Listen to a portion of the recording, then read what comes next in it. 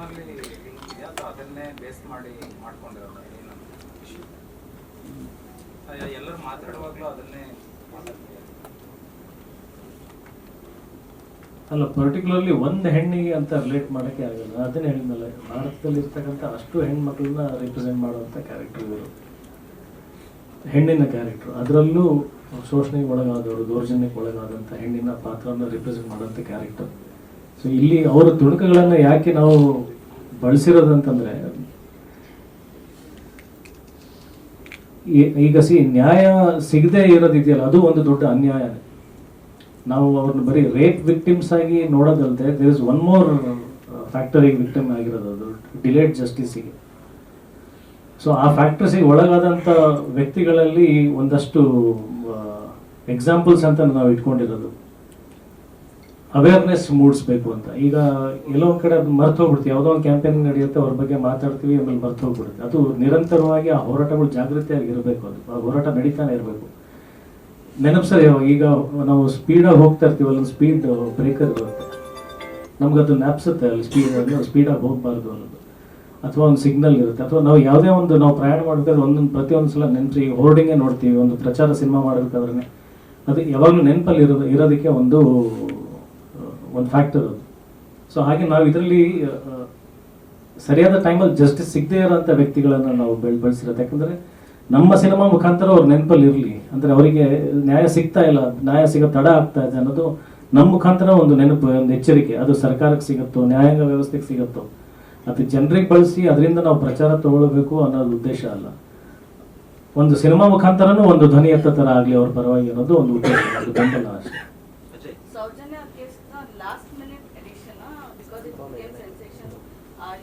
ಎಷ್ಟೇ ಪ್ರಯತ್ನ ಪಟ್ಟರು, just 2 days everyone talks about it and it's forgotten.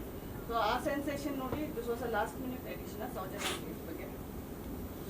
ಇಲ್ಲ, ಅದು ಸೆನ್ಸೇಷನ್ ಐ ಥಿಂಕ್ ಅದು it's been there, but suddenly it just came back ಅಲ್ಲ. People are talking today, certain people. So ಅದಕ್ಕೋಸ್ಕರ ನೀವು ಮತ್ತೆ ಆಡ್ ಮಾಡಿದ? ಇಲ್ಲ, ಅದಕ್ಕೋಸ್ಕರ ಅಂತ ಆ್ಯಡ್ ಮಾಡಿದ್ದಲ್ಲ. ನೀವು ನಮ್ಮ ಸಿನಿಮಾ ನೀವು ಎಡಿಟಿಂಗ್ ಟೇಬಲಲ್ಲಿ ಬಂದರೆ ನಾವು ಅದನ್ನು ಹಾಕಿದ್ದು ಇದೆ, ಇದನ್ನು ನಾವೆಲ್ಲಿ ದುರ್ಬಳಕೆ ಮಾಡಿಬಿಡ್ತೀವಿ ಅಂತ ತೆಗೆದಿದ್ದು ಇದೆ. ಸೊ ಅದು ತೆಗೆದಿದ್ದ ವಿಚಾರ ನಮಗೆ ಗೊತ್ತಿದೆ. ತೆಗೆದಾದ್ಮೇಲೆ ಇಲ್ಲ, ಸಿನಿಮಾ ಒಂದು ಒಳ್ಳೆಯ ಪ್ರಯತ್ನಕ್ಕೆ ಹೋಗ್ತಾ ಇದ್ದೀವಿ, ಒಂದು ಹೆಣ್ಣನ್ನು ಪ್ರತಿಬಿಂಬಿಸುವಂಥ ಒಂದು ಕ್ಯಾರೆಕ್ಟರ್ ಮಾಡ್ತೀವಿ, ಆ ಸಿನಿಮಾ ಒಂದು ಅವೇರ್ನೆಸ್ಗೆ ಇರ್ತಾ ಇರಬೇಕಾದ್ರೆ ಸಮಾಜದಲ್ಲಿ ಈಗ ಜನ ಅದಕ್ಕೆ ರಿಲೇಟ್ ಆಗಿ ಅದನ್ನು ಅರ್ಥ ಮಾಡ್ಕೊಂಡಿರ್ತಾರೆ. ಅಂದರೆ ಅದು ಆ ಫ್ಯಾಮಿಲಿ ಆ ಮಾನಸಿಕ ಒತ್ತಡ ಎಷ್ಟು ಹೋಗಿರ್ತಾರಲ್ಲ. ಅಂದರೆ ಇವಾಗ ಕೇಸ್ ದಾಖಲೆ ಆಗೋದಕ್ಕೂ ನ್ಯಾಯ ಸಿಗೋದಕ್ಕೂ ಮಧ್ಯದಲ್ಲಿ ಸಾಕಷ್ಟು ಗ್ಯಾಪ್ ಇರುತ್ತೆ. ಆ ಮಧ್ಯದಲ್ಲಿ ಆ ವಿಕ್ಟಿಮ್ ಮತ್ತು ಆ ವಿಕ್ಟಿಮ್ ಫ್ಯಾಮಿಲಿ ಪಟ್ಟಂಥ ಮಾನಸಿಕ ಒತ್ತಡ ಇರುತ್ತಲ್ಲ, ಅದು ಯಾರು ಗಮನಿಸಲ್ಲ.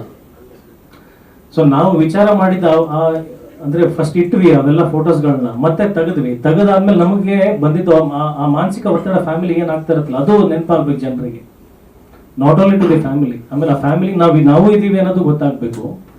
ಅಟ್ ದ ಸೇಮ್ ಟೈಮ್ ಫ್ಯಾಮಿಲಿಗೆ ಅಂದರೆ ಜನಕ್ಕೆ, ನ್ಯಾಯಾಂಗ ವ್ಯವಸ್ಥೆಗೆ ಅದು ಆ ವಿಷಯ ನೆನಪಲ್ಲಿ ಸದಾ ಕಾಡ್ತಾ ಇರಬೇಕು ಅನ್ನೋದು ಒಂದು ಉದ್ದೇಶದಿಂದ ಮತ್ತೆ ತಿರ್ಗಾ ಇಟ್ಟಿದ್ದಿದೆ. ಸೆನ್ಸೇಷನ್ ಆಗಿದೆ ಅಂತ ಇಟ್ಟಿರೋದು ಕಾರಣ ಅಲ್ಲ. ಇಲ್ಲ, ಸಿನಿಮಾದಲ್ಲಿ ಬಳಸಿದ್ರೆ ಇದು ಥೀಮ್ ಸಾಂಗ್. ಈ ಸಾಂಗ್ ಕೂಡ ಸಿನಿಮಾದಲ್ಲಿ ಹಿನ್ನೆಲೆಯಾಗಿ ಬರುತ್ತೆ ಹೊರತು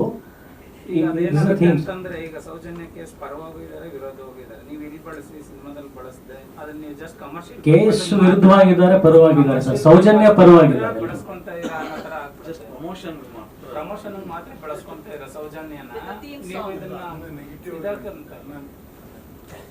ನಾನು ನಿಮ್ಗೊಂದು ಹೇಳ್ತೀನಿ, ಇದು ಮೊದಲನೇ ಸಲ ಒಂದು ಸಿನಿಮಾಲ್ ಬಂದಿದೆ ಅಂತ ಹೇಳ್ತಿಲ್ಲ ನಾನು. ಆದರೆ ನೋಡಿ, ಒಂದು ಹೆಣ್ಣು ಯಾವುದೇ ರೀತಿಯ ಒಂದು ಅಪಚಾರಕ್ಕೆ ಒಳಗಾದಾಗ she becomes an uncomfortable presence in real life also. ತಂದೆ ತಾಯಿಗೆ ಒಂದು ಅನ್ಕಂಫರ್ಟಬಲ್ ಪ್ರೆಸೆನ್ಸ್, ಒಂದು ಸ್ಟಿಗ್ಮಾ ಅಂತ ಹೇಳ್ತೀವಲ್ಲ, ಆ ಥರದ್ದು ಒಂದು ಕಳಂಕ ಹೊತ್ಕೊಂಡು ಬಂದಂಗೆ ಇರುತ್ತೆ. Although she is a victim, ಆಕೆನೇ ಒಂದು ಕಳಂಕ ಹೊತ್ಕೊಂಡು ಮನೇಲಿ ಇದ್ದಂಗೆ ಇರುತ್ತೆ. ತಂದೆ ತಾಯಿಗೆ ಡಿಸ್ಕಂಫರ್ಟ್, ಗಂಡ ಮಕ್ಕಳಿಗೆ ಡಿಸ್ಕಂಫರ್ಟ್, ಈ ಥರದ್ದು ಇರುತ್ತೆ.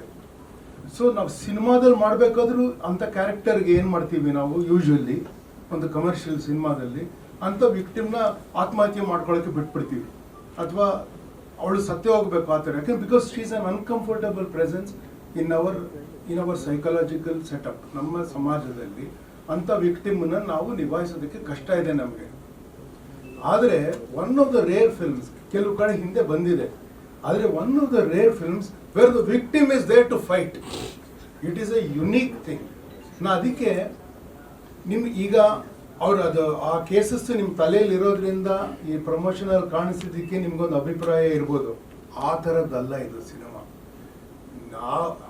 ಆಕೆ ಯಾರು ವಿಕ್ಟಿಮ್ ಆಗಿರ್ತಾಳೋ ಅವಳು ವಿಕ್ಟಿಮ್ ಆಗಿ ಉಳಿಯೋದಿಲ್ಲ ಈ ಸಿನಿಮಾದಲ್ಲಿ. That is what is rare. Are you giving a solution to this? There- How they can be solved? See, nobody can solve a real life problem, but you can suggest a solution to a real life problem. The film does that. So will Saujanya's case can get a return after watching? No, we cannot talk about that case. We should talk about a system. ಮನೆಯಲ್ಲಿ ನಾವು ಸರಿಗಿರ್ಬೇಕು, ಬೀದಿಯಲ್ಲೂ ನಾವು ಸರಿಗಿರ್ಬೇಕು. ಅವೆಲ್ಲ ಇದೆ ಸಿನಿಮಾದಲ್ಲಿ. ನಾವು ಯಾರ್ಯಾರು victim ನೋಡಿದಾಗ ನಾವು ಹೆಂಗೆ ಬಿಹೇವ್ ಮಾಡಬೇಕು. But that's a general awareness people are It giving. is a particular awareness you give through a character in this case. You have a particular story to give the awareness. ಏನಾಗುತ್ತೆ, ರವಾಂಡಲ್ಲಿ 300,000 ಜನ ಸತ್ರು ಅಂತ ಬಂದ್ರೆ, ನಾನು ಪೇಪರ್ನಲ್ಲಿ 11ನೇ ಪೇಜಲ್ಲಿ ನೋಡಿದ್ದೀನಿ item mistake ಬರೋದು. ಆದರೆ ನಿಮಗೆ ಪರಿಚಯ ಇರುವ ವ್ಯಕ್ತಿ ಅದರಲ್ಲಿ ಸತ್ರು ಅಂತಂದ್ರೆ ಫ್ರಂಟ್ ಪೇಜಲ್ಲಿ ಬರ್ತದೆ. ಯಾಕೆ ಅಂದರೆ ನಿಮಗೆ ಒಂದು ಸ್ಟೋರಿ, ಅದು ಬ್ಯಾಕ್ ಸ್ಟೋರಿ ಅದೆಲ್ಲ ಅರ್ಥ ಆದಾಗ ನೀವು ಅದಕ್ಕೆ ನೀವು ಸ್ಪಂದಿಸೋದಕ್ಕೆ ನಿಮಗಾಗುತ್ತೆ.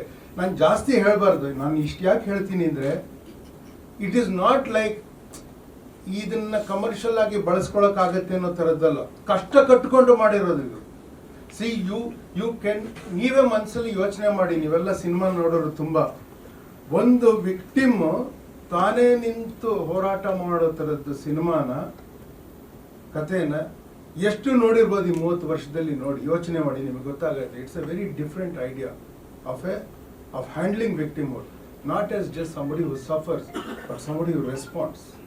Also, Okay. Ajay, as I know about, so ಹೇಳಿ sir, ನೀವು ಇಲ್ಲ, ನೀವು ಅದೇ ಪ್ರಶ್ನೆನ ಅದೇ ತಿರುಗಿ ಅದ್ರ ವಾಪಸ್ ಬಗ್ಗೆ ಅಲ್ಲ, ಬರ್ತಾ ನಾನು ಇದ್ದೀರಿ. ಬೇರೆ ಕೇಳ್ತಾ ಇದ್ದೀನಿ. ಮೇಡಮ್ ಒಂದೇ ನಿಮಿಷ, ಅವರು ಪರಿಚಯ ಒಂದು ಚಿಕ್ಕದಾಗಿ ಇಲ್ಲ, ಅಜಯ್, ಒಂದು ಪ್ರಶ್ನೆ ನಿಮಗೆ. ಆಗ್ಲೇ ಒಂದು ಮಾತು ಹೇಳಿದ್ರಿ, ನಾನು ಫ್ರಂಟ್ ಲೈನ್ ಅಲ್ಲಿ ಇರಬೇಕಂತ ಇಷ್ಟಪಡ್ತೀನಿ. ನೀವು ಆಲ್ರೆಡಿ ಫ್ರಂಟ್ ಲೈನ್ ಇದ್ದವರು, ಎಲ್ಲ ಒಂದ್ ಕಡೆಗೆ ನಿಮ್ಮ ಆಯ್ಕೆಗಳು ತಪ್ಪಾದ್ದರಿಂದ ಆ ಟ್ರ್ಯಾಕ್ ತಪ್ಪಾಯ್ತು. ಈಗ ಯುದ್ಧ ಕಾಂಡ ಮೂಲಕ ಮತ್ತೆ ಫ್ರಂಟ್ ಲೈನ್ ಬರೋದಕ್ಕೆ ಬಲವಾದ ನಂಬಿಕೆ ಇದೆಯಾ? ಫ್ರಂಟ್ ಲೈನಲ್ಲಿ ಬರೋದಕ್ಕೆ ಅಗೇನ್ ಅದ್ರ ಹಿಂದೆ ಸಾಕಷ್ಟು ಉದ್ದೇಶಗಳಿದ್ದಾವೆ. ಅದನ್ನ ನಾವು ಡೈಸೆಕ್ಟ್ ಮಾಡ್ತಾ ಹೋದ್ರೆ ಅದರ ಒಳಗಡೆ ಸಾಕಷ್ಟು ಉದ್ದೇಶಗಳಿದ್ದಾವೆ. ಒಂದು, ನಾನು ಆಗಲೇ ಹೇಳಿದ್ನಲ್ಲ, ಈಗ ಇಂಡಸ್ಟ್ರಿ ಕೂಡ ನನ್ನ ಕಾಂಟ್ರಿಬ್ಯೂಷನ್ ಇರಬೇಕು. ಈಗ ನನಗೆ ಇಷ್ಟು ವರ್ಷಗಳು ನನ್ನ ಆಯ್ಕೆ ಸರಿನಾ ತಪ್ಪ ಅದು ಬೇರೆ ವಿಚಾರ, ಬಟ್ ಇಲ್ಲಿವರೆಗೂ ಬಂದಿದ್ದೀನಿ, ಏನೋ ಒಂದು ಕರ್ಕೊಂಡು ಬಂದಿದೆಯಲ್ಲ ಸರ್. ಯಾರಿಂದ ಸಿನಿಮಾ ಫ್ಲಾಪ್ ಆಯಿತು ಅಂತ ನಾನು ಇವಾಗ ಅವ್ರನ್ನ ಬ್ಲೇಮ್ ಮಾಡೋದ್ ಬದಲು, ಆ ಫ್ಲಾಪ್ ಆಗಿರ್ಬೋದು, ಹಿಟ್ ಆಗಿರ್ಬೋದು, ಅವರೇ ಕರ್ಕೊಂಡು ಬಂದಿರೋದು ನನ್ನ ಇಲ್ಲಿವರೆಗೂ.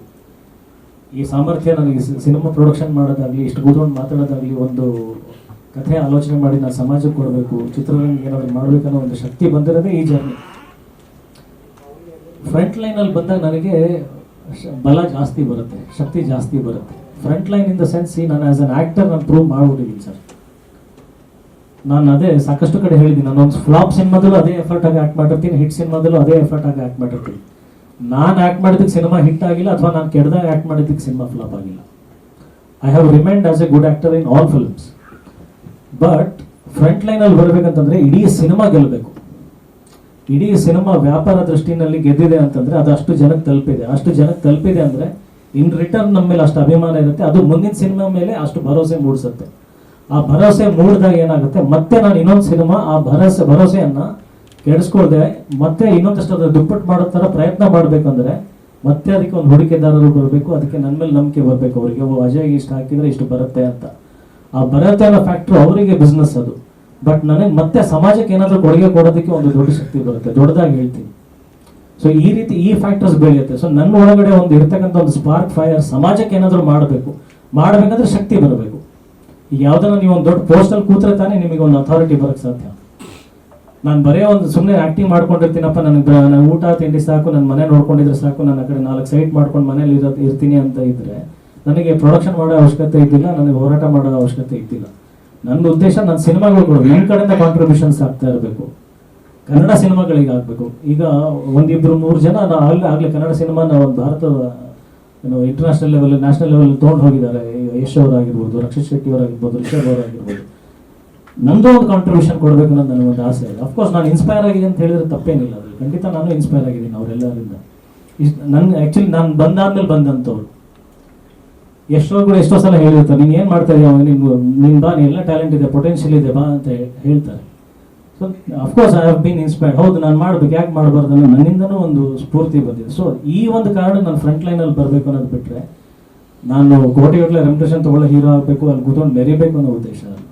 ಬಟ್ ನೀವು ಸಿನಿಮಾ ಪ್ರೊಡ್ಯೂಸ್ ಮಾಡಿ ಏನಾದ್ರು ತುಂಬ ಕೋಟಿ ಸಾಲ ಮಾಡ್ಕೊಂಡಿದ್ದೀರಾ, ಫುಲ್ ಲಾಸ್ ಆಗಿದ್ರೆ ಅನ್ನೋ ಥರದ್ದೆಲ್ಲ ಆಗಿದೆ, ಅದಕ್ಕೆ ಸಿನಿಮಾ ಪೋಸ್ಟ್ಪೋನ್ ಆಗ್ತಿದೆ ಅನ್ನೋ ಥರದ್ದೆಲ್ಲ ಆಗಿದೆ. ಸರ್, ಸಾಲ ಮಾಡಿರೋದು 100% ನಿಜ ಸರ್. ಅಲ್ಲ, ಲಾಸ್ ಟು ದಿ ಆಗಿದೆ, ಎಕ್ಸ್ಟ್ರೀಮ್ ಪಾಯಿಂಟ್ ಮಾಡಿದ್ದೀನಿ. ಅಲ್ಲ, ಲಾಸ್ ಅಂತ ಹೇಳಕ್ಕಾಗಲ್ಲ ಸರ್. ಲಾಸ್ ಯಾವಾಗ ಅಂತಂದ್ರೆ ಸರ್, ನೀವು ಇಷ್ಟ ಬರದೇ ಇರೋದು ಏನೋ ಒಂದು ಮಾಡಿ, ಇವಾಗ ನಾನು ಈ ಒಂದು ಸಮಯನ ನಾನು ಎಂಜಾಯ್ ಮಾಡ್ತಾ ಇದ್ದೀನಿ ಅಂದ್ರೆ it's not A loss. Cinema ಥಿಯೇಟ್ರಿಗೆ ಒಬ್ಬ ಪ್ರೇಕ್ಷಕ ಬಂದು ಟಿಕೆಟ್ ಕೊಟ್ಟು ಸಿನಿಮಾ ನೋಡ್ತಾನೆ, ಸಿನಿಮಾ ಚೆನ್ನಾಗಿಲ್ಲ ಅಂದ್ರೆ ಅವನಿಗೆ ಲಾಸ್. ಅದು ಸಿನಿಮಾ ಚೆನ್ನಾಗಿದೆ ಅಂದ್ರೆ ಲಾಸ್ ಅಲ್ಲ. ಹಂಗೆ ನಾನು ಮಾಡೋವಂಥ ಕೆಲಸ ಏನಿದೆಯಲ್ಲ ಸರ್, ಅದು ದುಡ್ಡು ಗಳಿಕೆ ಮಾಡ್ಬೇಕು ಅನ್ನೋದಲ್ಲ.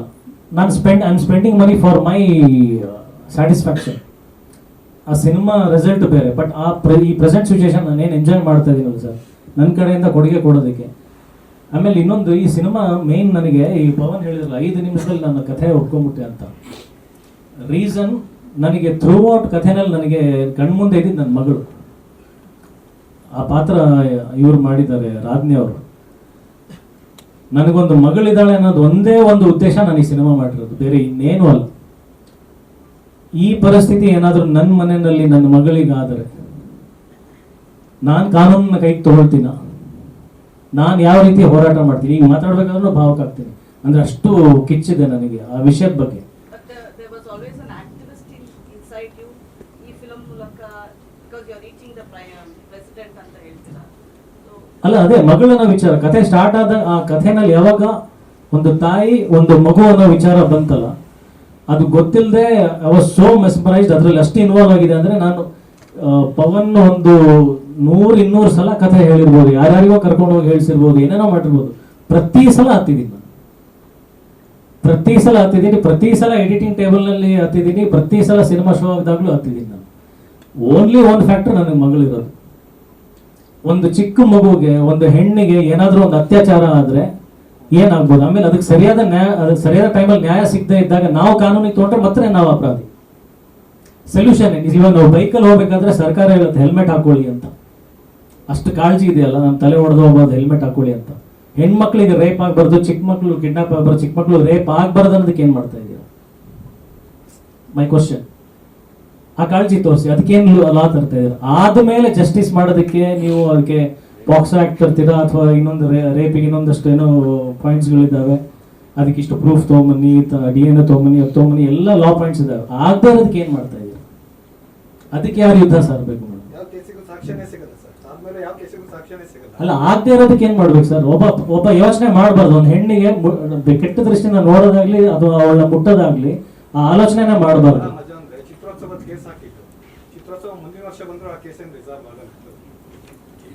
ಆಗದೆ ಇರೋದಕ್ಕೆ ಏನ್ ಮಾಡ್ತೀರಾ ಸರ್? ಅದಕ್ಕೆ ಒಂದು ಪ್ರಿಕಾಷನರಿ, ಇವಾಗ ನೀವು ಹೆಲ್ಮೆಟ್ ಹೇಳ್ತೀರಾ, ಇನ್ನೊಂದೇನೋ ಸಾಕಷ್ಟು ಎಲ್ಲ ಪ್ರೊಟೆಕ್ಷನ್ಸ್ ಅದೆಲ್ಲ ಹೇಳ್ತೀರಾ ವಿಚಾರಗಳು, ಅದಕ್ಕೆಲ್ಲ ನಿಮಗೆ ಮುಂಜಾಗ್ರತೆಗಳು ಇದೆ ನ್ಯಾಯಾಂಗ ವ್ಯವಸ್ಥೆನಲ್ಲಿ, ಸರ್ಕಾರದಲ್ಲಿ ಎಲ್ಲ ಕಡೆ. ಹೆಣ್ಣಿನ ರಕ್ಷಣೆ, ಅವಾಗ ಗಾಂಧೀಜಿ ಯಾವುದೋ ಟೈಮಲ್ಲಿ ಹೇಳಿದ್ರು, ಯಾವಾಗ ರಾತ್ರಿ 12 ಗಂಟೆ ಒಂದು ಹೆಣ್ಮಗಳು ಯಾವುದು ಭಯ ಇಲ್ಲದೆ ಬೀದಿನಲ್ಲಿ ಒಂಟಿಯಾಗಿ ಓಡಾಡ್ತಾಳೋ ಅವತ್ತು ನಮ್ಮ ದೇಶ ಸ್ವಾತಂತ್ರ್ಯ ಸಿಕ್ಕಿದೆ ಅಂತ. ಸಿಕ್ಕಿದೆಯಾ ಸರ್? ಕೇಳಿ, ಸಿಕ್ಕಿದೆಯಾ ಸರ್?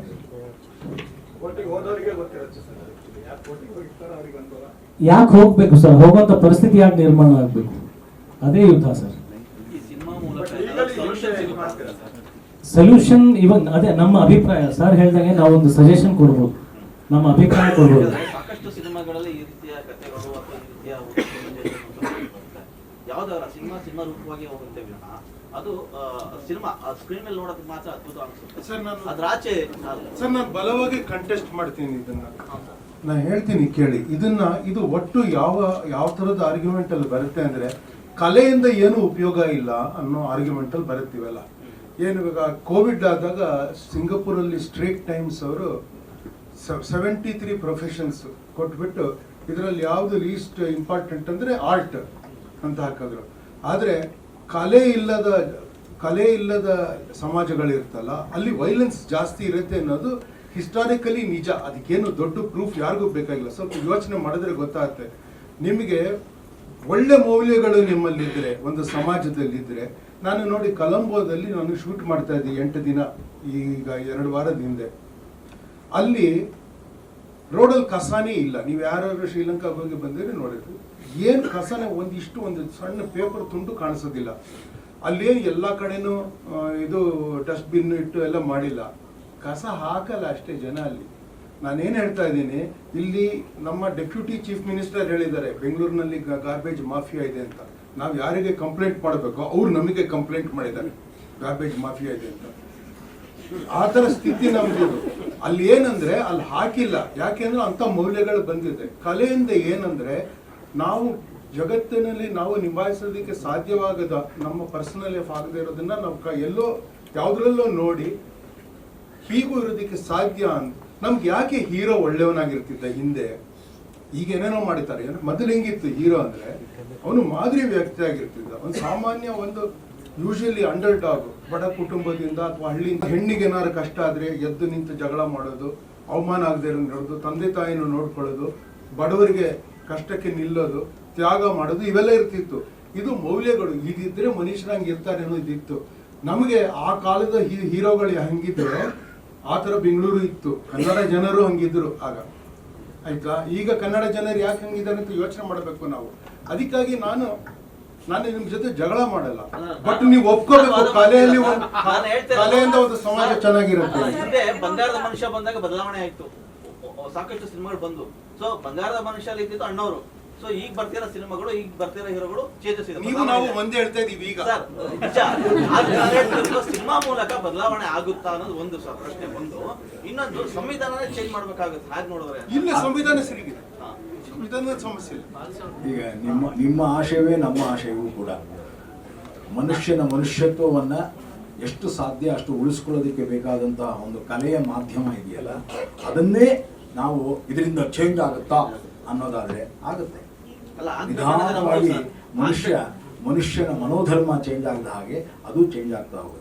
ನೀವು ಎಲ್ಲಿ ವಿಕೃತಿಯತ್ತ ಅವ್ರನ್ನ ಕರ್ಕೊಂಡು ಹೋಗ್ತಿರೋ ಅವನು ವಿಕೃತಿಯತ್ತನೇ ಹೋಗ್ತಿರ್ತಾನೆ. ಲಾಂಗ್ ಹಿಡಿಯೋದೇ ಬಹಳ ದೊಡ್ಡದು ಅನ್ನೋ ವಿಷಯ ನೀವು ಹೇಳೋದಾದ್ರೆ ಅದನ್ನೇ ಹೇಳ್ತಾ ಹೋಗ್ತಾರೆ. ಸೈಕಾಲಜಿಲಿ ಕಾಪಿ ಕ್ಯಾಟ್ ಬಿಹೇವಿಯರ್ ಅಂತಾರೆ. ಸಮಾಜದ ದೊಡ್ಡ ಸಮಸ್ಯೆ. ಸೋಷಿಯಲ್ ಸೈಂಟಿಸ್ಟ್ ಅಂತ ಕರೆಯೋದು ಕಾಪಿ ಕ್ಯಾಟ್ ಬಿಹೇವಿಯರ್. ಸರ್, ಇವತ್ತು ಜನನ್ನ ಕರ್ಕೊಂಬರಕ್ಕೆ ಒಂದು ಮೂವ್ಮೆಂಟ್ ಮಾಡ್ಬೇಕು. ಇಷ್ಟು ಯುದ್ಧ ಕಾಂಡ ಮಾಡಕ್ಕೆ ಎಷ್ಟು ಪ್ರಯತ್ನ ಪಡ್ತೀರಾ? ಈ ಜನನ ಫಿಲಂ ನೋಡಕ್ಕೆ ನೀವು ಒಂದು ಕರೆಕ್ಟ್ ಮೂವ್ಮೆಂಟ್ ಮಾಡ್ಬೇಕು. ದಯವಿಟ್ಟು ನಿಮ್ಮ ಸಹಾಯ ನಾನು ಆಗ್ಲೇ ಮೇಡಮ್, ನೀವು ಸ್ವಲ್ಪ ಅಂದ್ರೆ ಬರೋ ತಡವಾಗಿತ್ತು. ಮುಂಚೆ ನಾನು ಏನ್ ಹೇಳಿದೆ ಅಂದ್ರೆ, ಸಹಜವಾಗಿ ಎಲ್ಲರೂ ಬಂದು ನಿಮ್ಮ ಬೆಂಬಲ ಇರಲಿ, ಸಹಕಾರ ಕೊಡಿ, ಸಿನಿಮಾಗೆ ಗೆಲ್ಲೋದಕ್ಕೆ ನಿಮ್ಮ ಅಂದ್ರೆ ಪ್ರಶ್ನವ್ರಿಗೆಲ್ಲ ನಾವು ಕೇಳ್ತೀವಿ. ಅದು ಬಂದಿದೆ ವಾಡಿಕೆ. ಅದು ನಾನು ಇದನ್ನ ಮಾಡಲೇಬೇಕು ಅಂತ ನಾನು ಒಂದು ಸಂಕಲ್ಪ ಮಾಡಿ ಕೇಳ್ಕೊಳ್ತೇನೆ. ಇದನ್ನು ನೀವು ಸಂಕಲ್ಪ ಮಾಡ್ಕೊಳ್ಳಿ. ಈ ಸಿನಿಮಾ ಗೆಲ್ಲಬೇಕು, ಈ ಸಿನಿಮಾ ರೀಚ್ ಆಗಬೇಕು. ಅದರಲ್ಲೂ ನಾನೇನು ಹೇಳಿದ್ದು, ಒಂದು mid scale cinema, let it make A PAN India song. ಅದು ಇಲ್ಲಿ ಬಂದ್ರೆ ಸಾಕು ಸರ್, ಅಲ್ಲಲ್ಲ ಇಲ್ಲಿ ಬಂದು ಜನ ಗೆಲ್ಸಿದ್ರೆ ತಾನೇ ತಗೊಂಡು ಹೋಗಕ್ ಸಾಧ್ಯ. ಅದು ಕನ್ನಡಿಗರಲ್ಲಿ ಆ ಸಾಮರ್ಥ್ಯ ಇದೆ. ಇಲ್ಲಿ ಕನ್ನಡ ಜನ ಸಿನಿಮಾ ನೋಡಿ ಮೆಚ್ಚಿದ್ರೆ ಇದರಲ್ಲಿ ಇರೋಂಥ ವಿಷಯ ಅಲ್ಲಿವರೆಗೂ ರೀಚ್ ಆಗತ್ತೆ ಅಂತ. ಯುದ್ಧಕಾಂಡದ ಸಕ್ಸಸ್ ಇಲ್ಲೇ ಕಾಣಿಸ್ತಾ ಇದೆ. ಇಲ್ಲೇ ಯುದ್ಧಕಾಂಡ ಶುರುವಾಗಿದೆ. ಸರ್ ಕೇಳಿದ ಪ್ರಶ್ನೆಗೆ, ಸರ್ ಸಾಲ ಮಾಡಿದ್ದೀನಿ, ಸಿಕ್ಕಾಪಟ್ಟೆ ಸಾಲ ಮಾಡಿದ್ದೀನಿ, ನಂಗೆ ಯಾವ ಬೇಜಾರು ಇಲ್ಲ, ಫಾರ್ ಎ ಗುಡ್ ಕಾಸ್. ಕಳ್ಕೊಂಡ್ರೆ ಏನು ಕಳ್ಕೊಳ್ತೀನಿ ಸರ್? ದುಡ್ಡು. ನಾನು ಫಸ್ಟು ಸಿನಿಮಾ ಲಾಂಚ್ ದಿನ ಈ ವಿಚಾರ ಹೇಳಿದ್ದೆ. ನಾನು ಬೆಂಗಳೂರಿಂದ ಇವತ್ತಿಗೂ ನೆನಪಿದೆ, ಒಂದು VRL ಬಸ್ಸಲ್ಲಿ 200 ರೂಪಾಯಿ ಬಸ್ ಟಿಕೆಟ್ ಇಂದ ನಾನು ಬಂದೆ ಸರ್. ಸ್ಲೀಪರ್ ಕ್ಲಾಸಲ್ಲಿ ನನ್ನ ಪಕ್ಕದ ಗ್ಲಾಸು ಮುರಿದೋಗಿತ್ತು, ಈಗಲೂ ನೆನಪಿದೆ. ಅದ್ರ ಚೂರು ಪಕ್ಕದಲ್ಲಿ ಬಿದ್ದಿತ್ತು. ನನಗೆ ಅದೇನೋ ಅಪಶಗುಣ ಅಂತ ಅನಿಸ್ತು ಅವತ್ತು ಆ್ಯಕ್ಚುಲಿ. ಅಂದರೆ ಗ್ಲಾಸ್ ಮುರಿದಿತ್ತು, ಈ ಥರದ್ದೆಲ್ಲ ಇರ್ತಾವಲ್ಲ ವಿಚಾರಗಳು. ಅಷ್ಟು ಇಟ್ಕೊಂಡು ಬಂದವನು ನಾನು ಬೀದಿನಲ್ಲಿ ಫೋಟೋ ಇಟ್ಕೊಂಡು ಚಾನ್ಸ್ ಎಲ್ಲ ಕೇಳ್ಕೊಂಡು ಇವತ್ತು ಒಂದು ಸಿನಿಮಾ ಪ್ರೊಡ್ಯೂಸ್ ಮಾಡಿದ್ದೀನಿ ಸರ್. 2ನೇ ಸಿನಿಮಾ ಪ್ರೊಡ್ಯೂಸ್ ಮಾಡಿದ್ದೀನಿ. ರೀಸನ್ ಏನಂದ್ರೆ ಸರ್, ನನಗೆ ದುಡ್ಡಿನ ಶಕ್ತಿ ಅಲ್ಲ, ನನಗೆ ಇರೋಷ್ಟು ಸ್ನೇಹಿತರು ಎಷ್ಟಂತ ನೀವು ಲೆಕ್ಕ ಹಾಕಕ್ಕೂ ಆಗಲ್ಲ. ನನಗೆ ಇರೋಂಥ ಕಲಾವಿದರ ಸ್ನೇಹಿತರು, ತಾಂತ್ರಿಕ ವರ್ಗದ ಸ್ನೇಹಿತರು, ಮಾಧ್ಯಮ ಸ್ನೇಹಿತರು ಎಷ್ಟು ಜನ ಇದ್ದಾರೆ ಅಂತ ನಾನು ಒಂದು ಪಟ್ಟಿ, ನನ್ನ ಫೋನ್ ಲಿಸ್ಟ್ ನಾನು ತೆಗೆದ್ರೆ, ಸಿನಿಮಾ ಈಗ ನಾಳೆ ಪ್ರಚಾರ ಮಾಡೋಕ್ಕೆ ಯಾರ್ಯಾರಿಗೆ ಬ್ರಾಡ್ಕಾಸ್ಟ್ ಮೆಸೇಜ್ ಮಾಡಲಿ ಅಂದರೆ ನೋಡಿದ್ರೆ ಸರ್ ನಂಗೆ ಆಶ್ಚರ್ಯ ಆಗುತ್ತೆ. ಇಂಥ ವ್ಯಕ್ತಿಗಳೆಲ್ಲ ನನಗೆ ಪರಿಚಯ ಇದ್ದಾರೆ, ಇಂಥ ವ್ಯಕ್ತಿಗಳು ನನ್ನ ಜೊತೆಗಿದ್ದಾರೆ. ಅವರಾಗೆ ಫೋನ್ ಮಾಡಿ ಹೇಳ್ತಾರೆ, ಸಿನಿಮಾ ಯಾವಾಗ ರಿಲೀಸ್, ತಲೆ ಕೆಡ್ಸ್ಕೊಬೇಡ, ನಾವಿದ್ದೀವಿ ಅಂತ. ಹೋದ್ರೆ ದುಡ್ಡು ಹೋಗುತ್ತೆ ಸರ್. ಸಂಪಾದನೆ ಮಾಡಿದ್ರೆ ಅದಕ್ಕಿಂತ ದೊಡ್ಡದಿದೆ ನನ್ನ ಹತ್ರ. ಇನ್ನೊಂದು ಮಾಡ್ತೀನಿ ಸರ್ ಮತ್ತೆ.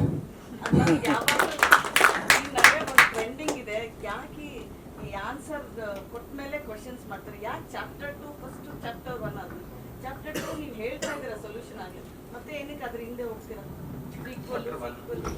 ಅಲ್ಲ ಸಿನಿಮಾ ಇವಾಗ ನೀವು ಹೇಳಿದ್ರಲ್ಲ ತಲುಪೋದು ಬಹಳ ಇಂಪಾರ್ಟೆಂಟ್ ಅಂತ ಈಗ ತಾನೇ ನೀವು ಹೇಳಿದ್ರಿ. ಅಫ್ಕೋರ್ಸ್ ಆ ಸ್ಟ್ರಾಟಜೀಸ್ಗಳನ್ನ ನಾವು ಯೂಸ್ ಮಾಡಿದ್ವಿ. Marketing strategies for cinema is always necessary. ನಾನು ಅದನ್ನ ಡಿನೈ ಮಾಡ್ತಾ ಇಲ್ಲ. ಬೇಕಂತಾನೆ ಆ ಸಿನಿಮಾದ ಟೈಟಲ್ ಅನ್ನೇ ಇಟ್ಟಿದ್ದು, ಬಿಕಾಸ್ ಅದೊಂದು ಕೋರ್ಟ್ ರೂಮ್ ಡ್ರಾಮಾ ಆಗಿ ಅವತ್ತಿನ ದಿನ ಒಂದು ದಾಖಲೆ ಬರೆದಿತ್ತು. ನಾವು ಬೇರೆ ಟೈಟಲ್ ತೋಚಿಲ್ಲ, ಅವತ್ತು ಇದೇ ಸರಿ ಅನಿಸ್ತು. ಇವಾಗ ನಾವು ಅದು ಎಲ್ಲಾದ್ರೂ ಪ್ರಚಾರ ಮಾಡಕ್ ಹೋದ ಯುದ್ಧಕಾಂಡ ಅಂದ್ರೆ ಆ ಹಳೆ ಯುದ್ಧಕಾಂಡ ತೋರಿಸುತ್ತೆ. ಅವತ್ತಿನ ಲೆಗೆಸಿ, ಆ ಟೈಟಲ್ ಲೆಗೆಸಿ ಏನಿತ್ತಲ್ಲ ಅದೇನೋ ಒಂದು ಅವತ್ತಿನ ದಿನ ಸಿನಿಮಾ ಇಂಡಸ್ಟ್ರಿ ಒಂದು ರೆವಲ್ಯೂಷನ್ ಕ್ರಿಯೇಟ್ ಮಾಡಿತ್ತು. ಅದಕ್ಕೆ ಒಂದು ಇದು ಅದರದ್ದು ಎರಡನೇ ಭಾಗ, ಟೈಟಲ್ ಆಗಿ ಎರಡನೇ ಭಾಗ ಹೊರತು ಸಿನಿಮಾ ಕಥೆಗೆ ಅದು ಎರಡನೇ ಭಾಗ ಅಲ್ಲ. ಹೌದು, ಆ ಸಿನಿಮಾಯಿಂದಾನೇ ನಾ ಟೈಟಲ್ ಬೇಕಂತಾನೆ ಇಟ್ಟಿದ್ದು, ಪ್ರಚಾರಕ್ಕೆ ಇಟ್ಟಿದ್ದು, ಅದು ರೀಚ್ ಆಗುತ್ತೆ ಅಂತಾನೆ ಇಟ್ಟಿದ್ದು. ಕೋರ್ಟ್ ರೂಮ್ ರಿಲೇಟ್ ಆಗಿ ಬೇಗ ಜನಕ್ಕೆ ಅರ್ಥ ಆಗುತ್ತೆ, ರೀಚ್ ಆಗುತ್ತೆ.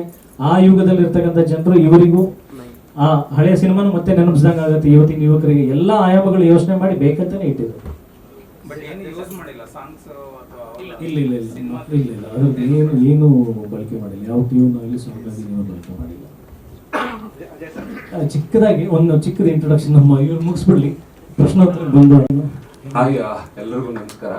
ನನ್ನ ಹೆಸರು ಕಾರ್ತಿಕ್ ಶರ್ಮಾ ಅಂತ. ಈ cinema DOP. Firstly thanks to Parle sir. Almost ಎಲ್ಲ ಅವ್ರ ಕಡೆಯಿಂದನೇ ಲೂಪ್ ಆಗಿದ್ದೀವಿ ನಾವು ಈ ಸಿನಿಮಾಗೆ. ಸೊ ಸ್ಟಾರ್ಟಿಂಗ್ ಲೂಪ್ ಆದಾಗ ನಮ್ಮ ಪವನ್ ಸರ್ ನನಗೆ ಸ್ಟೋರಿ ಹೇಳಿದ್ರು.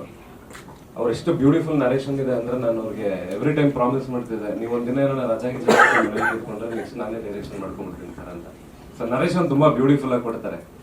ಅಂಡ್ ನಾವು ಸ್ಪಾಟಲ್ಲಿ ಸೆಟ್ಟಲ್ಲಿ ವರ್ಕ್ ಮಾಡಬೇಕಾದ್ರೆ ಅಜಯ್ ಸರ್ ಹೇಳ್ದಂಗೆ ನಮ್ದೊಂದು ಮೀಡಿಯಂ ವರ್ಗದ ಸಿನಿಮಾ ಅಂತ. ಆಕ್ಚುಲಿ ನಾವು ಅದನ್ನೆಲ್ಲೂ ಪ್ರೊಜೆಕ್ಷನ್ ಮಾಡಿ ಶೂಟಿಂಗ್ ಮಾಡೇ ಇಲ್ಲ. Mean to be frank, as a technician ನಂಗೆ ಏನೇನು ಬೇಕೋ ಅದು ಕಮ್ಮಿ ಆದಾಗ ನಂಗೆ ಅನಿಸ್ತಿತ್ತು ಮೀಡಿಯಂ ವರ್ಗದ ಸಿನಿಮಾ ಆಗ್ತಿದೆಯೇನೋ ಅಂತ. ಬಟ್ ಎಲ್ಲೂ ನನಗೆ ಅದು ಯಾವುದೇ ರೀತಿ ಅದಂತೆ ಕಮ್ಮಿ ಆಗಿಲ್ಲ. ಮೋರ್ ಓವರ್ ಅವರೊಬ್ರು ಹೀರೋ ಅಂತ ನನಗೆ ವೆರಿ ಫಸ್ಟ್ ಫ್ಯೂ ಡೇಸ್ ಅನ್ಸ್ತು. ಬಿಟ್ರೆ ಅದಾದ್ಮೇಲೆ ನಾವು ಫ್ರೆಂಡ್ಶಿಪ್ಪಲ್ಲಿ ಇಳಿದ್ಬಿಟ್ವಿ. ನಾನು ಅವರು ಮಾತಾಡ್ಬೇಕಾದ್ರೆ ಆಸ್ ಎ ಟೆಕ್ನಿಷಿಯನ್ ಮಾತಾಡ್ಕೊಂಡು ಇದು ಬೇಕಾ ಅದು ಬೇಕಾ ರಾತ್ರಿ 11 ಗಂಟೆಗೆ ಫೋನ್ ಮಾಡಿ ಮಾತಾಡ್ಕೊಂಡು. ಸೊ ಎಲ್ಲರೂ ಆ ರೆಸ್ಪಾನ್ಸಿಬಿಲಿಟಿ ತಗೊಂಡಿದ್ರಿಂದ ಮೇ ಬಿ ಸಿನಿಮಾ ತುಂಬಾ ಬ್ಯೂಟಿಫುಲ್ ಆಗಿದೆ. ಎಲ್ಲರೂ ಬಂದು ಥಿಯೇಟರ್ ನೋಡಿ. Thank you. ಎಲ್ರಿಗೂ ನಮಸ್ಕಾರ. ನನ್ನ ಹೆಸರು ಪ್ರವೀಣ್ ಅಂತ. ನಾನು ಈ ಸಿನಿಮಾದಲ್ಲಿ 4 ಹಾಡು ಮತ್ತು ಟೀಸರ್ಗೆ ಒಂದು ಥೀಮ್ ಇತ್ತು. ನಾವು ಅನೌನ್ಸ್ಮೆಂಟ್ ಮಾಡಿದಾಗ ಅದಕ್ಕೆ ಬ್ಯಾಕ್ಗ್ರೌಂಡ್ ಸ್ಕೋರ್ ಮಾಡಿದ್ದೆ. ಮೊದಲನೇದಾಗಿ ನಾನು ಅಜಯ್ ಸರ್ಗೆ ಆ್ಯಂಡ್ ಡೈರೆಕ್ಟರ್ ಪವನ್ ಭಟ್ಗೆ ನಾನು ಥ್ಯಾಂಕ್ಸ್ ಹೇಳಬೇಕು. ಯಾಕಂದರೆ ಅವರಿಬ್ಬರಿಂದನೇ ನಾನು ಇವತ್ತು ಈ ಸ್ಟೇಜ್ ಮೇಲೆ ಕೂತಿದ್ದೀನಿ. ಅಂದರೆ ಚಿಕ್ಕ ವಯಸ್ಸಿಂದ ಟಿ ವಿಲಿ ಥಿಯೇಟ್ರಲ್ಲಿ ಎಲ್ಲ ನೋಡಿರೋ ದೊಡ್ಡವರೆಲ್ಲ ಲೆಜೆಂಡ್ಸ್ ಜೊತೆ ನಾನು ಸ್ಟೇಜ್ ಶೇರ್ ಮಾಡ್ತಿದ್ದೀನಿ ಅನ್ನೋದೇ ನನಗೆ ಖುಷಿ. ಆ್ಯಕ್ಚುಲಿ ಅಷ್ಟೇ ಸಾಕು ನನಗೆ, ಅದೇ ತುಂಬ ಖುಷಿ ಆಗ್ತಿದೆ. So Shri sir, Karthik sir, ಆಮೇಲೆ Archana ma'am, Hemant and Rajnya, so Varna sir, Belawadi sir, ಎಲ್ರಿಗೂ ನಾನು ಥ್ಯಾಂಕ್ಸ್ ಹೇಳೋಕ್ಕೆ ಇಷ್ಟಪಡ್ತೀನಿ. ಸೊ ಈ ಸಾಂಗ್ಸು ಆ್ಯಕ್ಚುಲಿ ಯೂಶ್ವಲಿ ಏನಾಗುತ್ತೆ ಮ್ಯೂಸಿಕ್ ಮಾಡುವಾಗ, ಅಂದರೆ ನಾನು ತುಂಬ ಸಿನಿಮಾಗಳಿಗೆ ಏನು ಮ್ಯೂಸಿಕ್ ಮಾಡಿಲ್ಲ, ಬಟ್ ಮಾಡಿರೋ ಅನುಭವದಲ್ಲಿ ಏನು ಅಂದರೆ ಇವಾಗ ಹೀರೋಯಿನ್ನ ಫಸ್ಟ್ ಟೈಮ್ ನೋಡ್ತಾನೆ ಅವಾಗ ಒಂದು ಸಾಂಗು ಅಂತ ಸಾಧಾರಣವಾಗಿ ಹೇಳ್ತಾರೆ. ಹೀರೋಯಿನ್ನ ಫಸ್ಟ್ ಟೈಮ್ ನೋಡ್ತಾರೆ, ಬಟ್ ನಾವು ಆ ಸಿಚುವೇಶನ್ನ 150ನೇ ಸಲ ಕೇಳಿರ್ತೀವಿ. ಸೊ ಹಂಗಾಗಿಲ್ಲ ಇಲ್ಲಿ. ಯಾಕೆ ಅಂದರೆ the script was getting ready at home. ನನ್ನ ಅಣ್ಣ ಪವನ್ ಸೊ ರೆಡಿ ಆಗ್ತಿತ್ತು. ಸೊ ಪ್ರತಿಯೊಂದು ಕ್ಯಾರೆಕ್ಟ್ರು, ಸೊ ಪ್ರತಿಯೊಂದು ಸೀನು, ಸೊ ಅದು ಪ್ರತಿಯೊಂದು ನನಗೆ ಗೊತ್ತಿದ್ದರಿಂದ ಸೊ ಟ್ಯೂನು ತುಂಬ ಆರ್ಗ್ಯಾನಿಕ್ ಆಗಿ ಬರ್ತಿತ್ತು. ಇವಾಗ ಈ ಸಿಚುವೇಶನಿಗೆ ಒಂದು ಟ್ಯೂನ್ ಮಾಡಬೇಕು ಅನ್ನೋ ಪ್ರೆಷರ್ ಇರಲಿಲ್ಲ. ಸೊ ರೈಟಿಂಗ್ ಜೊತೆನೇ ಮ್ಯೂಸಿಕ್ಕು ಆದಾಗ, ಸೊ ಎಲ್ಲ ವಿಷಯಗಳು ರೈಟಿಂಗ್ ಜೊತೆ ಅಸೋಸಿಯೇಟ್ ಆದಾಗ ಯಾವುದೇ ಪ್ರಾಡಕ್ಟ್ ಆದರೂ ತುಂಬ ಚೆನ್ನಾಗಿ ಬರುತ್ತೆ ಅನ್ನೋದು ನನ್ನ ನಂಬಿಕೆ. ಸೊ ಅದು ಡೆಫಿನೆಟ್ಲಿ ಇದರಲ್ಲಿ ಆಗಿದೆ. ಸೊ ನೀವೆಲ್ಲರೂ ಸಿನಿಮಾ ರಿಲೀಸ್ ಆದಾಗ ನೋಡ್ತೀರಾ. ಯೂಶ್ವಲಿ ಸಿನಿಮಾ ನೋಡುವಾಗ ಫಸ್ಟ್ ಒಂದು 5-10 ಮಿನಿಟ್ಸಲ್ಲೇ ಗೊತ್ತಾಗುತ್ತೆ, ಅಂದರೆ ಮಾಡೋರು ಈ ಸಿನಿಮಾನ ಸೀರಿಯಸ್ ಆಗಿ ತೊಗೊಂಡು ಮಾಡಿದಾರಾ ಇಲ್ವಾ ಅಂತ. ಸೊ ಇದರಲ್ಲಿ ನಿಮಗೆ ಡೆಫಿನೆಟ್ಲಿ ಗೊತ್ತಾಗುತ್ತೆ. ಆ ಸೀರಿಯಸ್ನೆಸ್ ನಿಮಗೆ ದಾಟುತ್ತೆ. ಇದು ಮೀಡಿಯಮ್ ಸಿನಿಮಾನ, ಹೈ ಸಿನಿಮಾನ, ಅಥವಾ ಅದೇನು ನನಗೆ ಗೊತ್ತಿಲ್ಲ, ಬಟ್ ಪ್ರಾಮಾಣಿಕವಾದ ಸಿನಿಮಾ. ಆ ಪ್ರಾಮಾಣಿಕತೆ ಡೆಫಿನೆಟ್ಲಿ ನಿಮಗೂ ದಾಟುತ್ತೆ. ಸೊ ಸಿನಿಮಾದು ಕಾನ್ಸೆಪ್ಟ್ ಕೂಡ ತುಂಬ ರಿಲೆವೆಂಟ್ ಇದೆ ಸೊಸೈಟಿಗೆ. ಏನಂದರೆ ಬೆಳಿಗ್ಗೆ ಟಿಫಿನ್ ಟೈಮಿಗೆ ಹಸುವಾದಾಗ ಕರೆಕ್ಟಾಗಿ ಒಂದು ಇಡ್ಲಿ ಸಿಕ್ಬಿಡ್ಬೇಕು. ಆ್ಯಕ್ಚುಲಿ ಹಸುವಾಗಿ ಹೊಟ್ಟೆ ಹಾಳಾಗಿ ಹೋಗಿ ಗ್ಯಾಸ್ಟ್ರಿಕ್ ಆಗಿ ಮಧ್ಯಾಹ್ನ ವೆಜ್ ಪುಲಾವ್ ಕೊಟ್ಟರು ವೇಸ್ಟೇ. ಸೊ ಅವಾಗ ಸಿಕ್ಕಿದ ಅದ್ರ ಬೆಲೆ ನಮಗೆ ಗೊತ್ತಾಗಲ್ಲ. ಸೊ ಅದೇ ಥರ ಜಸ್ಟಿಸು ಕೂಡ. ಸೊ ಆ ಥರ ಒಂದು ಒಳ್ಳೆ ರಿಲೆವೆಂಟ್ ಕಾನ್ಸೆಪ್ಟ್ ಇದೆ.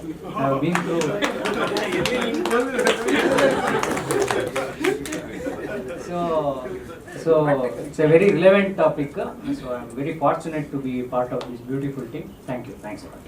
ಇನ್ನೊಂದು ಹೇಳ್ಬೋದಲ್ಲ.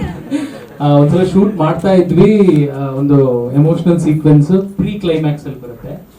ಸೊ ಆಗ ಅಜಯ್ ಸರ್ ಕರೆದು ಹೇಳಿದ್ರು, ಇಲ್ಲೊಂದು ಸಣ್ಣ ಸಾಂಗ್ ಬಂದ್ರೆ, ಫುಲ್ ಫ್ಲೆಜ್ ಸಾಂಗ್ ಅಲ್ಲ, ಸಣ್ಣ ಸಾಂಗ್ ಬಂದ್ರೆ ತುಂಬಾ ಚೆನ್ನಾಗಿರುತ್ತೆ ಪವನ್ ಅಂತ. ಅಂದ್ರೆ ಕಂಪ್ಲೀಟ್ಲಿ ಅಜಯ್ ಸರ್ ಐಡಿಯಾ ಅದು. ಬಟ್ ಅವಾಗಲೇ ಹುಟ್ಟಿದ್ದು, ಸ್ಕ್ರಿಪ್ಟ್ ಅಲ್ಲೂ ಇರಲಿಲ್ಲ, ಆಮೇಲೂ ಇರಲಿಲ್ಲ, ಮುಂಚೆ ಇರಲಿಲ್ಲ. ಸೊ ಆಗ ಅದಕ್ಕೆ ಥೀಮು ಅಜಯ್ ಸರ್ ಕೊಟ್ಬಿಟ್ಟು ಫಸ್ಟ್ ಲೈನ್ ಅವ್ರು ಬರ್ತೇನೆ, ಅದು ಬರುತ್ತೆ ಸಾಂಗ್ ಬಂದಾಗ ನೀವೆಲ್ಲರೂ ಕೇಳಿ.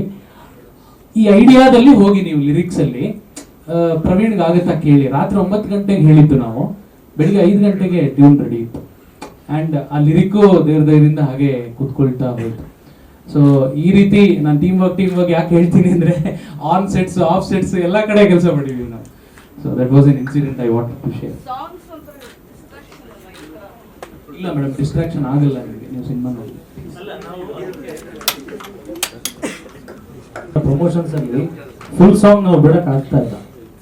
ಯಾಕಂದ್ರೆ ಸಾಂಗ್ ತುಣುಕಲ್ಲಿ ಬರುತ್ತೆ, ಮಧ್ಯದಲ್ಲಿ ಆ ಸಾಂಗ್ ಕಥೆನ ಕ್ಯಾರಿ ಮಾಡ್ತಾ ಇದೆ. ನಾವು ಅದಕ್ಕೆ ಲಿರಿಕಲ್ ವಿಡಿಯೋ ಬಿಟ್ವಿ, ಫುಲ್ ಸಾಂಗ್ ಬಿಡಕ್ಕೆ ಆಗ್ತಾ ಇಲ್ಲ. ಅದು ಹಂಗಾಗಿ ಎಲ್ಲೂ ಡಿಸ್ಟರ್ಬೆನ್ಸ್ ಅನ್ಸಲ್ಲ. ಸಿನಿಮಾ ನೋಡ್ಬೇಕಾದ್ರೆ ಸಾಂಗ್ ಯಾವಾಗ ಬಂತು ಯಾವಾಗ ಹೋಯ್ತು ಅಂತಾನೆ ಗೊತ್ತಾಗಲ್ಲ. ಅದನ್ನು ಒಂದು ಪಾರ್ಟ್ ಆಫ್ ರೀ ರೆಕಾರ್ಡಿಂಗ್ ಅಂತಾನೆ ಹೇಳ್ಬೋದು. ಆ ಸನ್ನಿವೇಶನ ಡಿಸ್ಕ್ರೈಬ್ ಮಾಡ್ತಾ ಇರುತ್ತೆ. ಈಗ ಟಾಕಿ ಎಲ್ಲ ಮುಗ್ದಿದೆ, ಸಾಂಗು ಫೈಟ್ ಬ್ಯಾಲೆನ್ಸ್ ಇದೆ ಅಂತಿದ್ರಲ್ಲ, ಆ ಥರ ಇಲ್ಲ. ಎಲ್ಲ ಒಟ್ಟಿಗೆ it goes with the story. First of all Ajay sir thank you. ಇದು ನನ್ನ ಆ್ಯಕ್ಚುಲಿ 9ನೇ ಸಿನಿಮಾ ಮ್ಯೂಸಿಕ್ ಕಂಪೋಸರ್ ಆಗಿ, but first commercial cinema actually.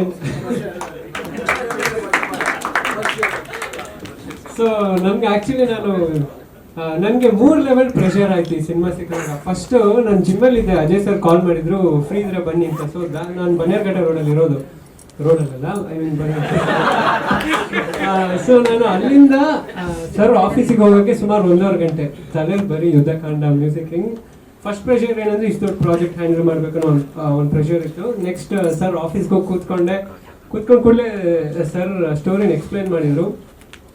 And ಬರೀ ಕ್ಲೈಮ್ಯಾಕ್ಸ್ ತೋರಿಸ್ತೀನಿ ನೋಡಿ ಅಂತ ಒಂದು 10 ಮಿನಿಟ್ಸ್ ತೋರಿಸಿದ್ರು. ಆ್ಯಂಡ್ ವಿತೌಟ್ ಮ್ಯೂಸಿಕ್ ನನಗೆ ಲಿಟ್ರಲಿ ಅಳು ಬಂತು ನೋಡಿದಾಗ.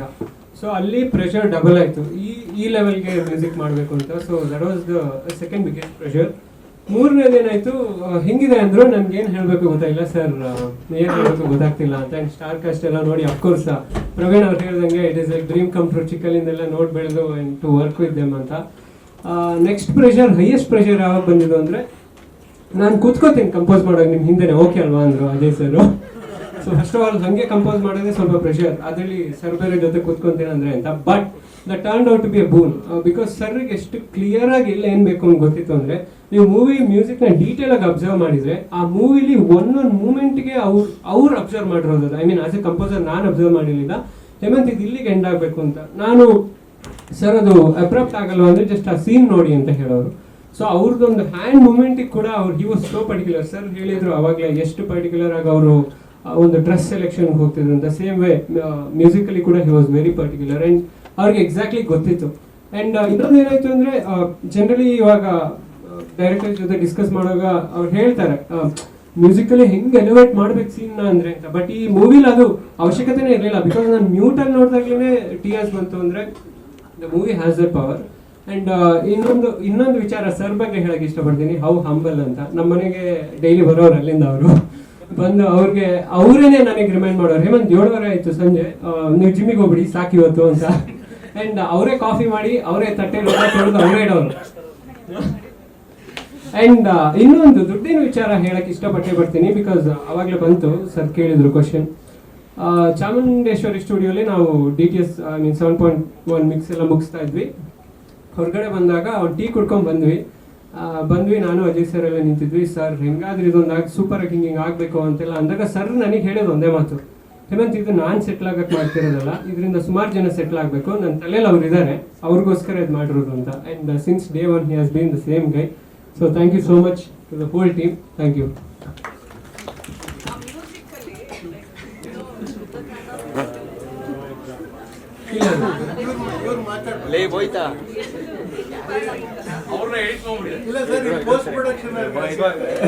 ನಮಸ್ಕಾರ. ಸಿನಿಮಾ ಎಲ್ಲ ಮುಗಿದಾಗ ಜನರಲಿ ಪ್ರೊಡ್ಯೂಸರ್ ಜೇಬ್ ಖಾಲಿ ಆದಾಗಲೇ ಎಡಿಟರ್ ಕೆಲಸ ಮಾಡೋದು. ಬಟ್ ಈ ಪ್ರೊಡಕ್ಷನ್ ಅಲ್ಲ, ಜನರಲಿ ಇನ್ ಜನರಲ್ ಪ್ರೊಡ್ಯೂಸರ್ ಜಾಬಲ್ಲಿ ದುಡ್ಡು ಇಲ್ದಿದ್ದಾಗ ಎಡಿಟರ್ ಹತ್ರ ಕೆಲಸ ಬರುತ್ತೆ. ಬಟ್ ಈ ಸಿನಿಮಾದಲ್ಲಿ ನನ್ನ ಹೆಸರು ಟೈಟಲ್ ಕಾರ್ಡಲ್ಲಿ ನನ್ನ ಹೆಸರು ಕಾಣಿಸುತ್ತೆ, ನನ್ನ ಕೆಲಸ ಏನು ಕಾಣಿಸೋದಿಲ್ಲ ಅಂತ ಅನ್ಕೊಂಡಿದ್ದೀನಿ. ಯಾಕೆ ಅಂತಂದರೆ ಒಂದು ಸಿನಿಮಾ ನೀವು ಕಥೆ ಒಳಗಡೆ ಅದು ಎಳ್ಕೊಂಡು ಹೋಯ್ತು ಅಂತಂದರೆ you don't notice a cut. If you don't notice a cut, that means you are into the film. So I hope nobody will notice my cuts. ಯಾಕೆಂತಂದ್ರೆ ಈ ಸಿನಿಮಾ ಅಷ್ಟು ಚೆನ್ನಾಗಿ ಮೂಡ್ ಬಂದಿದೆ, ಅಷ್ಟು ಕಾನ್ಫಿಡೆನ್ಸ್ ಇದೆ ನನ್ನ ಮೇಲೆ. ಯಾಕೆಂದ್ರೆ ಈ ಸಿನಿಮಾ ಮೇಲೆ ನನಗೆ ಅಷ್ಟು ಕಾನ್ಫಿಡೆನ್ಸ್ ಇದೆ. ಬರೀ ಟೈಟಲ್ ಕಾರ್ಡಲ್ಲಿ ನನ್ನ ಹೆಸರು ನೋಡಿ, ಮಿಕ್ಕಿದ್ದೆಲ್ಲ ಸಿನಿಮಾ ನೋಡಿ. ಯಾಕೆಂದ್ರೆ ನಿಮಗೆ ಪ್ರಪಂಚದಲ್ಲಿ ಏಕೈಕ ಎಡಿಟರ್ ಸಿಗಕ್ಕೆ ಸಾಧ್ಯ 2 ವರ್ಷ ಸತತವಾಗಿ 2 ವರ್ಷ ಈ ಬೇರೆ ಎಲ್ಲೂ ಹೋಗದೆ ಅಲ್ಲೇ ಕೂತ್ಕೊಂಡು ಒಂದು ದಿನಾನು ನನ್ನ ಸಂಭಾವನೆ ಇಷ್ಟು, ನನಗೆ ಇಷ್ಟು ಕೊಡಿ, ಇಷ್ಟು ದಿನ ನಾನು ಜಾಸ್ತಿ ಕೆಲಸ ಮಾಡ್ತಾ ಇದ್ದೀನಿ ಅಂತ ಕೇಳದೆ ಇರ್ತಕ್ಕಂಥ ಪ್ರಪಂಚದಲ್ಲಿ ಮೋಸ್ಟ್ಲಿ ಏಕೈಕ ಎಡಿಟರ್ ಯಾರಾದರೂ ಇರ್ತಾರೆ ಅಂದ್ರೆ ಅದು ಶ್ರೀ ಕ್ರೇಜಿ ಮೈಂಡ್ಸ್ ಮಾತ್ರ. ನಾನ್ ಪ್ರೊಡ್ಯೂಸರ್ ಆಫೀಸಲ್ಲಿ ಇರ್ತಾರೋ ಇಲ್ಲೋ, ಡೈರೆಕ್ಟರ್ ಆಫೀಸಲ್ಲಿ ಇರ್ತಾರೋ ಇಲ್ಲೋ ಗೊತ್ತಿಲ್ಲ, ನಮ್ಮ ಆಫೀಸಿಗೆ ಬಂದ್ರೆ ಶ್ರೀ ಕೂತ್ಕೊಂಡಿರ್ತಾರೆ, ಸಿನಿಮಾ ನೋಡ್ತಾರೆ, ಇನ್ನೂ ಏನು ಮಾಡ್ಬೋದು ಅಂತ ಕೂತ್ಕೊಂಡು ಅವ್ರಿಗೆ ಸ್ಯಾಟಿಸ್ಫ್ಯಾಕ್ಷನ್ ಮುಗಿತಾ ಇಲ್ಲ. ನನಗೆ ಮುಗಿತಾ ಇಲ್ಲ, ಬಟ್ ದುಡ್ಡು ಖಾಲಿ ಆಗಿರೋದ್ರಿಂದ ಮುಗಿದಿದೆ, ಅವ್ರಿಗೆ ಮುಗಿತಾ ಇಲ್ಲ. Such a passionate. ನಾನು ಎಲ್ರಿಗೂ ವಿಶೇಷವಾಗಿ ಥ್ಯಾಂಕ್ಸ್ ಅಂದರೆ ಅವ್ರವ್ರದೇ ಆದಂಥ ಒಂದು ವಿಶೇಷ ಗುಣಗಳಿದ್ದಾಗ ನಾನು ಹೊಗಳ್ಬೇಕಂದ್ರೆ ಟೈಮ್ ಸಾಕಾಗಲ್ಲ. ಬಟ್ ಪ್ರತಿದಿನ ಒಂದು ಮುಖ ನಾನು ಮಿರರ್ ಕರಡಿನಲ್ಲಿ ನನ್ನ ಮುಖ ಹೆಂಗೆ ಕಾಣಿಸುತ್ತೆ ಅದು ನೋಡೋದಂದ್ರೆ ಶ್ರೀ ಕ್ರೇಜಿ ಮೈಂಡ್ಸ್ ಅವ್ರನ್ನ ಮಾತ್ರ. ಹಾಗಾಗಿ ಕ್ಷಮೆ ಇರಲಿ, ಅವತ್ತು ಸ್ಟೇ ಅಂದರೆ ಎಲ್ರಿಗೂ ಅವಾಗ ಇಂಟ್ರೊಡ್ಯೂಸ್ ಮಾಡಿದಾಗ ಹೇಳ್ದೆ ಶ್ರೀ ಹೆಂಗೆ ಅಂದ್ರೆ ಅದೇ ನಾನು ಹೇಳ್ದಲ್ಲ ಕನ್ನಡಿನಲ್ಲಿ ಮುಖ ನೋಡ್ಕೊಂಡೆ ನಾನೇ ಇದ್ದೀನಲ್ಲ ಅಂತ ಅನ್ಕೊಂಡ್ ಮರ್ತೋಗ್ಬಿಟ್ಟೆ. ಸಾರಿ.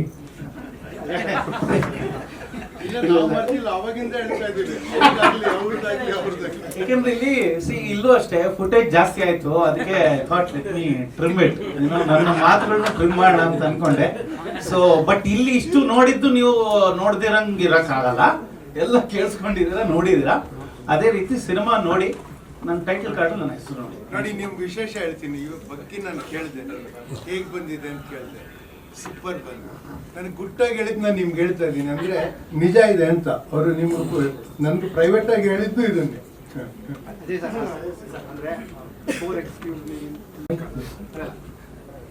ಅಂದ್ರೆ ಎಕ್ಸ್ಕ್ಯೂಸ್ ಮೀ ಇಂತ ಮುಂಚೆ, ಎಕ್ಸ್ಕ್ಯೂಸ್ ಆದ ನಂತರ ಇಲ್ಲಿ ತನಕವು ಅಂದ್ರೆ ಪ್ರತಿಯೊಬ್ಬ ನಟನ ಸಿನಿಮಾನು ಒಂದು ಹೋರಾಟನೇ, ಒಂದು ಯುದ್ಧನೇ. ಅದು ಯುದ್ಧ ಕಾಂಡ ತನಕನೂ ಅಜಯ್ ಅವರಿಗೆ ತುಂಬಾ ನೀಟಾಗಿ ಅಪ್ಲಿಕೇಬಲ್ ಆಗಿದೆ ಅಂತ ನಮ್ಗೆ ಅನಿಸ್ತದೆ. ಇದು ಸರಿನಾ ಸರ್? ಅದು ಕೊನೆ ಇರುವವರೆಗೂ ನಿರಂತರ ಹೋರಾಟ ಇದ್ರೇ ಮಜಾ. ಏನು ಕೆಲಸ ಇಲ್ಲದೆ ಮನೇಲಿ ಕೂತ್ಕೊಂಡ್ರೆ ಅವ್ರ ಗಮನನೂ ತುಕ್ಕಿಡಿಯುತ್ತೆ. ಕೆಲಸ ಮಾಡ್ತಾ ಇರ್ಬೇಕು ಸರ್, ಕಷ್ಟಗಳು ಬರಬೇಕು, ರಿಸ್ಕ್ ಬರಬೇಕು, ಅದನ್ನ ಎಂಜಾಯ್ ಮಾಡುವಂತ ಎಬಿಲಿಟಿ ಇರಬೇಕು. ಅದು ಯಾವಾಗ ತನಕ ಇರಲ್ಲ, ಏನು ಥ್ರಿಲ್ಲೇ ಇಲ್ಲ ಲೈಫಲ್ಲಿ, ಏನು ರಿಸ್ಕೇ ಇಲ್ಲ ಅಂತಂದ್ರೆ ನಿಮ್ಗೆ ಈ ಸಿನಿಮಾನೇ ನೋಡ್ಬೇಕಾದ್ರೆ ಸರ್ ಎಂಗೇಜಿಂಗ್ ಯಾವಾಗಿರುತ್ತೆ, ಮುಂದೆ ಏನಾಗುತ್ತೆ ಅಂತ ಇದ್ರೆ ಮಾತ್ರ ನೀವು ಎಡ್ಜ್ ಆಫ್ ದಿ ಸೀಟಲ್ಲಿ ಕೂರ್ತೀರ. ನನ್ನ ಲೈಫಲ್ಲಿ ನಾನು ಹಂಗಿದ್ರೆ ತಾನೇ ನನ್ನ ಲೈಫ್ನ ಎಂಜಾಯ್ ಮಾಡೋಕ್ಕೆ ಸಾಧ್ಯ. So there should be risk, there should be thrill. Climax ಅನ್ನೋದು ಬರಬಾರ್ದು ಸರ್, ಅದು ಚಾಪ್ಟರ್ಸ್ಗಳು ಹಂಗೆ ಕಂಟಿನ್ಯೂ ಆಗಬೇಕು. ನಮ್ಮ ಮುಂದಿನ ಜನ್ಮ ಬಂದ್ರೂ ಮತ್ತೆ ಅಣ್ಣವ್ರು ಹೇಳ್ದಂಗೆ ಬ್ರಹ್ಮ ಇಲ್ಲೇ ಬರೆದಿಟ್ಟಿದ್ದಾನೆ, ಇಲ್ಲೇ ಹುಡ್ತೀನಿ, ಕಲಾವಿದನಾಗಿ ಹುಡ್ತೀನಿ, ಮತ್ತೆ ಹೋರಾಟ ಮಾಡ್ತೀನಿ. ಚೆನ್ನಾಗಿ ಕನೆಕ್ಟ್ ಆದ್ರೆ ಆಕಸ್ಮಿಕಕ್ಕೆ. Thank you so much.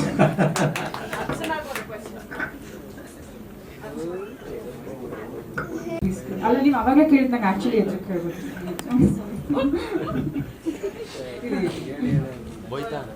Archana is not a regular heroine. She's a strong, friendly character. When Ajay calls you only as a protagonist of the film,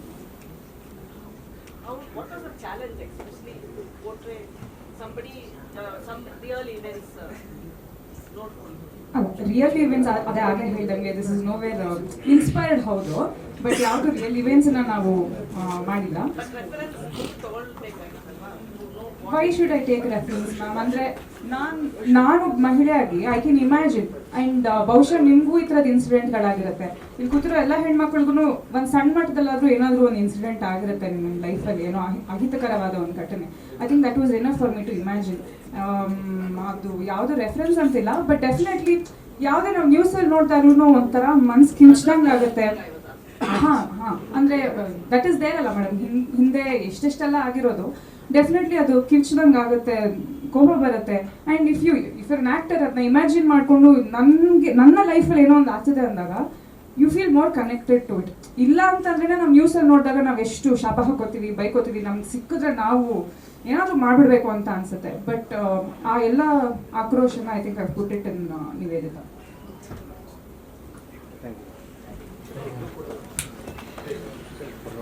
ಮತ್ತೊಮ್ಮೆ ಏಪ್ರಿಲ್ 18ನೇ ತಾರೀಕು ಯುದ್ಧಕಾಂಡದ ಕಹಳೆ, ಏಪ್ರಿಲ್ 18ನೇ ತಾರೀಕು ರಾಜ್ಯಾದ್ಯಂತ, ಅದಾದ ನಂತರ ದೇಶಾದ್ಯಂತ. Thank you.